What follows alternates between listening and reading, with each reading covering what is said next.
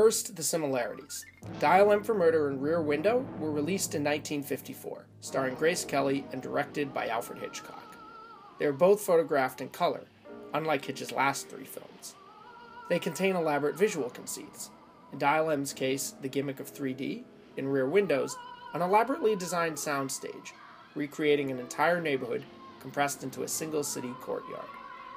These films limit their action almost entirely to one single set, depicting a husband who plans to murder his wife before he is exposed by an amateur sleuth.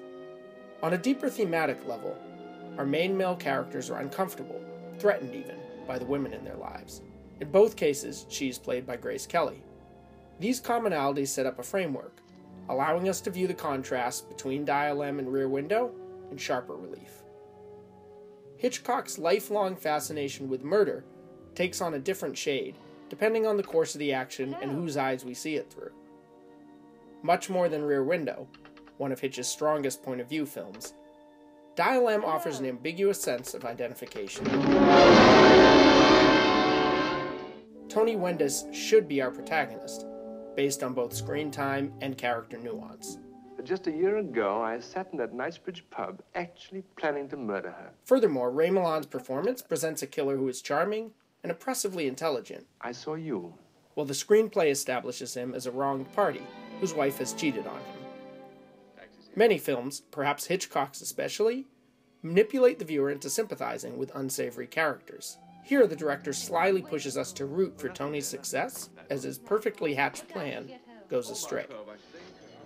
And yet, as he often does, Hitchcock pulls the rug out from under us halfway through the film by depicting the attempted murder in all of its brutality. Even more importantly, Tony does not succeed. And we begin to spend more time with Margot as he cruelly reframes her act of self-defense as a cold-blooded murder. Tony, there was a pair of stockings here. Guilty. With Tony's coup complete, it becomes the job of the detective and Margot's lover to unravel his deceit. And in the interest of plot momentum, no wonder you couldn't bear to sleep in her bedroom, as much as morality, we are encouraged to applaud their progress. Both Rear Window and Dial M play with the idea of murder as a parlor game. You and me with long faces, plunged into despair because we find out a man didn't kill his wife. We're two of the most frightening ghouls I've ever known. The difference is that in Rear Window, it's the characters themselves who consciously embrace this approach, lending the story a disorienting sense of subversion and reflexivity. Whatever happened to that old saying, love thy neighbor? In Dial M for Murder, the only three-dimensional character, pardon the pun, is Tony, and Margot doesn't have much of a personality. He would show the letter to my husband. Lisa? Compared to Kelly's warm, engaging portrayal of Lisa in Rear Window.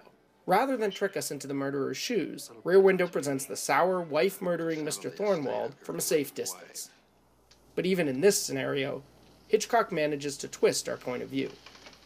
When Thornwald enters Jeffrey's apartment in the climax, this violation of space is both frightening and humanizing. Up close, we realize the villain is as vulnerable as the hero, and that in a perverse sense, his privacy has been invaded. Turn out the light, he's seen him. Despite limiting their locations to a single apartment, the visuals of these two works couldn't feel more different. Thanks to the limitations of early 3D technology, as well as its origins as a stage play, Dial M sticks relentlessly to medium shots. This interior feels very closed in. The curtains are always drawn, and even when we do look out the window, we cut to a narrow, exclusive point of view, rather than a composition including inside and outside together.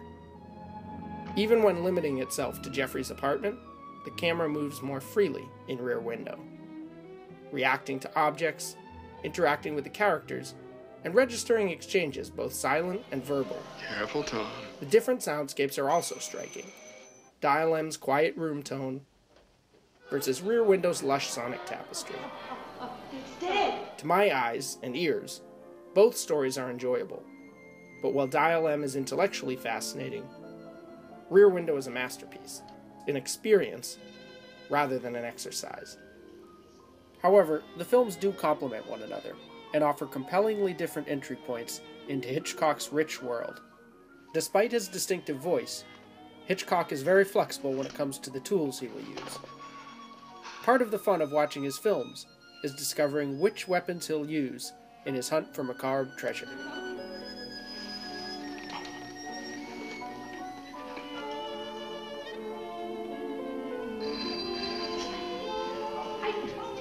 No. Oh, no. What?